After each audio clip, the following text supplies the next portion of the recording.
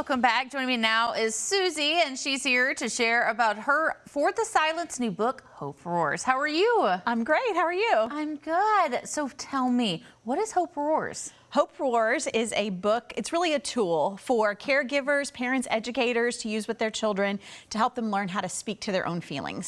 Self-advocacy is really what it's all about. Yes, and so we learned about this the last month when y'all were here because y'all announced it and released everything at the gala. And so how are things kind of been going with that since the release? Yeah, we are doing more trainings than we did all last year, just in the last few weeks. And so we love doing that. Whoops, Hope fell over.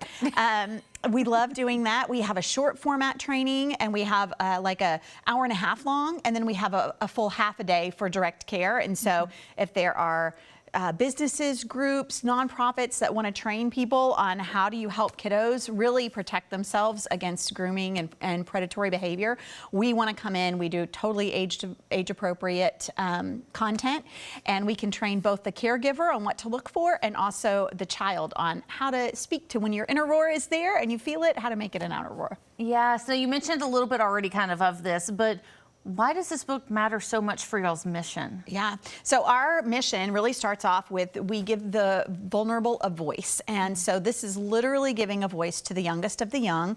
And we take the acronym HOPE, which is the name of the little lion, and each of those letters represents something that we empower them to do. And it's just, you know, we say buckle up for safety, or give a hoot, don't pollute, stop, drop, and roll. We have all of these ways of remembering things that help our kids. And we give that to them, and that empowers them. But we really struggle to find a way to help kids say what matters most to them and help do some things that will protect them. They have no idea how it'll help them in the long run, but this is giving them an acronym: hear it, own it, protect it, end it, that we then help them understand and use, and it's a lifelong skill that they learn how to speak to their own feelings. Yes. Now, I read the book, and I have to say some of the little things, scenarios, because there's different scenarios in there that kind of work for almost any child. Yes. And so, honestly, as an adult, I mean, they were speaking to me. Oh, that's awesome. I love that. And so I was picking up, and I was like, oh, I can use that. Yes, absolutely. And so I love that y'all kind of put out this book. So what are your goals with your current work, including this book? Sure. So our goal in the next 3 years is to put this in the hand of every child in Smith County.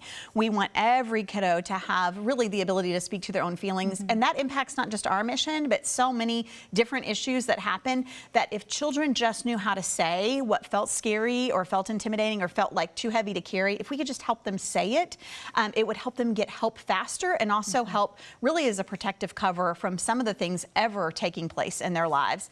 And it's really a sweet way to do it without having to bring in really hard conversations that feel scary to adults. You don't even have to touch the content of appropriate touch or not appropriate touch. It's simply helping kids protect themselves by knowing and responding when they know things don't feel right. So our mission is every kid gets equipped, and really every concerned citizen is empowered to understand this too, so they know how to respond.